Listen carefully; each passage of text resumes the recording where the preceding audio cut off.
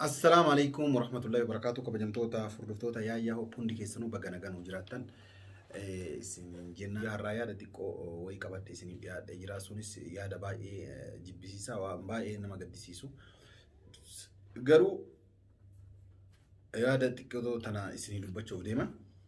Jalqaba irratti osoo gara yaada kanaan seenin obboleeyyan ta'e mana hidhaa gara Suudi Arabiyaa garagaraa keessa rakkachaa jiran rabbiin isin bira haa jiraatu, rabbiin hidhaasanii isin haa baasu jennee ta'e du'aa isinii goona inshaAllah. Itti aansee keessattuu yuutuubaroonni hedduun keessan jechaadha of eeggannoo akka gootanii fi keessattuu warra yuutuubaroota ta'anii akkasumas warra yuutuubara ganaa ta'uuf deemanii hedduun xiqqoo dhaamuuf deema.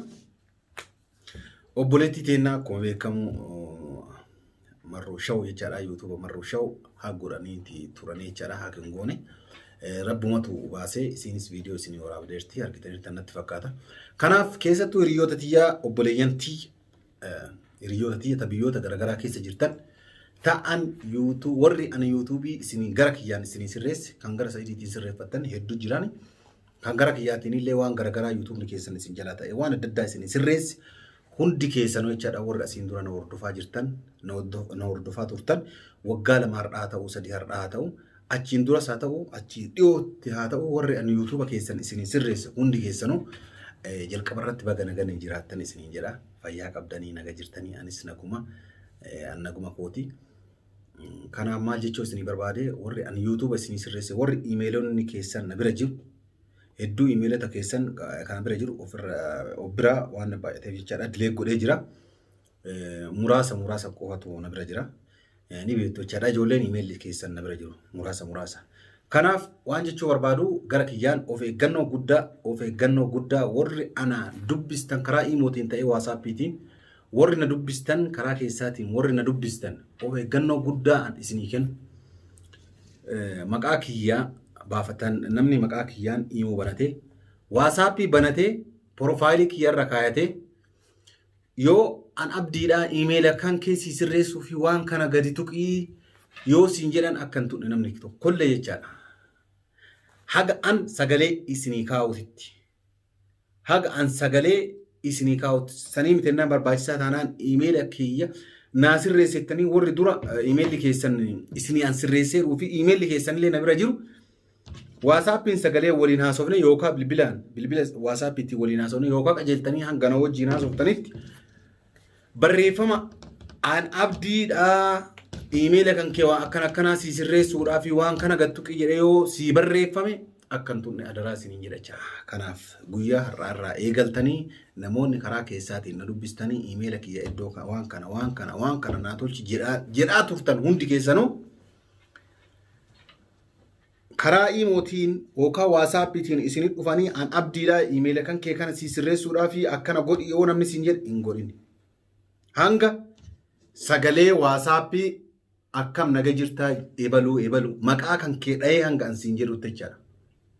Maqaa kan kee dha'ee eebaluu akkam naga jirtaa fayyaa sagalee kiyyan beekta jechaadha. Sa'aatii sii kaa'ee inuu waan biraallee sii kaa'ee akkasitti hanga si dubbisutti abdiidha jettanii waa amantanii akka ittiin kenneef jechaadha. Maaliif kana isiniin jedhe YouTube Safwaan akkuma beekamu haa godhuudhaaf fudhatanii dhabanii sa'aatii muraasatti rabbitu baasee malee waasaappii maqaa Sa'idiitiin banatanii maaliif ni beekan jechaadha akka Sa'idiis iimeela hedduu sirreessu. Iimeela namaa hedduu waan sirreessaa tureef waan sirreessuuf ni beekanii. Kanaaf waasaappii maqaa Sa'idiitiin banatanii ani Sa'idii waan hunda beekan jechaadha. Ijoollee mana warra Sa'idii jirtu guutuu isaanii maqaa dhaanii isiin bara amma akkas taateerti sun mucayyoo raftee jirti sun mucayyoon kaateerti bakka waa hunda jechaadha. Warri waa hunda keessa nama san beekutu waan kana dalage jechaadha. An Sa'idiidhaa lakkoofsa kana tuqii jedhanii mucayyoo itti ergan karaa waasaappiitiin. Jaartii Safwaan hin beektan ayyaan itti erganii ayyaan ammoo iddoo san akka tasaa taatee kama tuquuf deemtu koodiin itti dhufee jira. Koodiin tuqamu jechaadha. Koodiin itti dhufee jira. Isiin tuttee dhabde garuu hedduu akkuma muraasaaf dhabdeeti Sa'idii bilbiltee barra naa mudhachoo dideet yoo isiin naa mudhachoo didee jetteeti Sa'idii bilbiltu maaliin koodiin ati tuqinaan jette koodii maalii amma tuqinaan jedhaan jirtu an lakkoomaa seen jedhe akkasitti irraa deebite jechaadha. Daqiiqaa muraasa tuqaafee jechaadha YouTube ni fudhatamuuf akkasitti rabbiin isii deebise jechaadha. Kanaafuu of eeggannoon nu barbaachisa jechaadha. Of eeggannoon nu barbaachisaan warroonni YouTube gurguddaa taatanii xiqqaa taatanii waan feetanaa taatanii ammoo samoonii kana torbaan tana keessa koomentii kiyya jalallee warri haakaroonni jechaadha. Wanna haakaroota akka na jalas kaayanii jiranii jaartii ayyaan san jalas kaayanii jiranii argee jira jechaadha. Akkasi kana waan ta'eef warroonni YouTubera taatanii hangara kiyyaan iimeelii isinii sirreessa obboleeyyan tiyya qaqqaaleen namni tokko profaayilii kiyya waasappii kaatee taa'ee iimoo ta'ee waasappii ta'ee anabdiidhaa iimeelii kan keessii sirreessaa as kennin isin jennaan eenyuttuu kennuu hin dandeettu jechaadha. Wanni kana isiniin jedhuuf maqaa kiyyaa wanni akkanaa dalagameera osoo hin taane maqaa obboleessa kiyya kun Sa'idiitiin dalagamee wanti kun argaa jirtan jechaadha. Isin hundinuu warri ayyaan marroshawun viidiyoo isinii waraabdee jirti mucayyoon ayyaan viidiyoo isinii waraabdee jirti. Boru maqaa kiyyaanillee bananii an abdiidhaa iimeela kan kee kana sii sirreessaa as kenna namaan jechuun hin hafu jechaadha. Kanaaf of eeggannoo dursinee godhuu qabna jechaadha. Warroonni ammoo YouTuber nama haa godhuudhaaf halkanii guyyaa hojjetan YouTuber namaa fudhachuudhaaf halkanii guyyaa hojjetan dhiisaa isiniin jedha. Waan takka isiniin godhu. Dhugaa Rabbi isiniin jedha. Wallaahi waan takka isiniin godhu. Waan takka illee irraan fayyadamtan yoo nama sanillee ni miinallee hojjetan namni sunillee waan takka hin miidhamu. YouTubni hadhanii haakri gootanii waan takka isiniin godhu jecha. Wannummaan takka birraa bu'aa buufatanii hin jiru. Mee kayaasin qubanii qabdanii haa godhanii turanii subscribe 70 wajjin. Mee maalirraa fayyadamu? Email deebee yaasiniin arga jira. Subscribe fi viidiyoo tatu dhabame malee. Homaa miti. Yaasin garuu hin dhaamne jechaadha. YouTubni sun bada jedhee hin dhaamne hojjetaa jira jechaadha. Hamilee namaa namni kun cabsuudhaaf deemu rabbuun ammoo ossi kaasa rabbiin. Nama ammoo hamilee namaa cabsuuf deemu rabbiin har'allee haa ta'u turu rabbiin akka kenna waan jarjaru hamilee nama cabsuuf nama deemu rabbiin hamilee isaanii cabsaa. Kana waan ta'eef warri haqa namaatiif fiddan haqa namaa dhiisa. Rabbii kana sodaadha. Addunyaa kanarra hagam akka turru hin beeknu. Rafnee hirribaa kana bar halkan yoo rafnu hagam akka rafne of hin beeknu. Achiinoo hafne hoo. Waan gaarii hojjenne achiinoo hafne hoo. Waan gaarii kamiin addunyaa kanarra yaadatamna laata? Waan badaa hagamiin addunyaa kanarra yaadatamna kana ka beeku rabbii tokko jechaadha. Kanaafuu harka kennaa waan beekamu tokko akka hin dalan isiniin jechuu barbaade.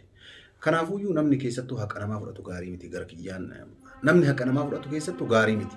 Haqa namaa har'anii fudhattaa ni nyaattaa ittiin uffattaa boru waan rabbii kanaan beekanii rabbiin si'ii hattu kana si'iin haqa namaa fudhachuuf deemu kana si sirreessee yoo boru biyya biraa kuttee yookaan iddoo biraa kuttee nama haqa namaa haqa isaa san jalaa fudhatte san hin beektu. Namichi sun ammoo haqa ofii kana dhiiga tufee waan dalagatee waan dhiiga tufee waan san godhatee siin dhiisu jechaadha. Garaan isaa siin dhiisu. Yoo rabbii kan keetitti shaadaa deebitee astaghfirullah lamuu waan akkanaa hin dalagu jettee toobaa deebitee rabbii kan keetitti salaata eegaltee halkanii guyyaa salaattee soomtee salaatte haqa namaa san abbaan sun sii dhiise hanga jedhutti guyyaa qiyaamaa ima gaafatamta jechaadha. Addunyaa kanarratti waa hedduu balleessitee toobaa deebite rabbiin sii dhiisa. Garuu haqa namaa sii dhiisu. Haqa abbaan sun sii dhiisu maletti guyyaa qiyaamaatti gaafatamta jechaadha. Kanaaf warri haqa namaa fudhachuuf yaaltan osoo dhiistanii gaariidha. Ammoo addunyaa kanarratti waan ajaa'ibaa warri haqa namaa fudhatu warra guddatee yeroo argitaniirraati hin jiru. Keessattuu warri haqa namaa hatee guddate hin agarre jechaadha. Hatee guddatee gaddeebi'u malee yoo taate malee hin jiru. Kanaafuu warri haqa namaa fudhachuuf YouTuber namaa haa godhuuf waan keessan dhiistanii waan namaa kajeeltan dhiisaa waan namaa guddaa isanirra waan xiqqoo teessan keessa rabbiin barakaa isinii haa kaa'u akkasii du'aa isinii godha waan akkasii godhaati waan warri haqa nama godhuuf deemtan sun osoo of qusattanii gaariidha jedhaan gara kiyyaan marroo shawus baga rabbiin isin baasee jennaani akkasumas hiriyoota tiyya obboleeyyan tiyya an abdiidha jedhanii namni profaayilii abdii kaatee karaa imootiin karaa miisenjeraatiin karaa kamiinuyyuu yoo isinii barreesse keessattuu warri iimeela kiyya naa sirreessinaan jettan ana fa keessattuu miisenjeraan isinii hin sirreessu. Asumarraa beekuu qabdan karaa miisenjeraatiin warri iimeela na ergitan hin dalagu jechuudha. Karaa waasaappiitiin yookaan karaa imootiin natti erguun duratti waliin haasofnee rakkina isaa maalii isaa waan ta'uuf barbaaddu guutuu erga waliin haasofnee kaanee booda ana ta'uu erga sagalee kiyyaa waa hunda kiyyaan beekte qofa iimeela kan keenyatti ergitee akkasitti sirreessa jechaadha. Akkuma akkasitti isin sirreessuu danda'a jechaadha. Kanaafuu warroonni iimeela na biraa qabdan ta'ee warri na biraa hin qabne illee warri ganaanatti erguuf deemtanillee hanga an abdii jedhee sagalee kiyya qulqulluu argitanitti iimeelli an sirreessu kamuu kan jirre ta'uu garanaan beekuu qabdan. Kanuma isinii dhaamuu dhufee galatooma ulfaadha isin jedha. Haasaa isin baay'isa jira. Assalaamu alaykum warahmatullahi wabarakatuh.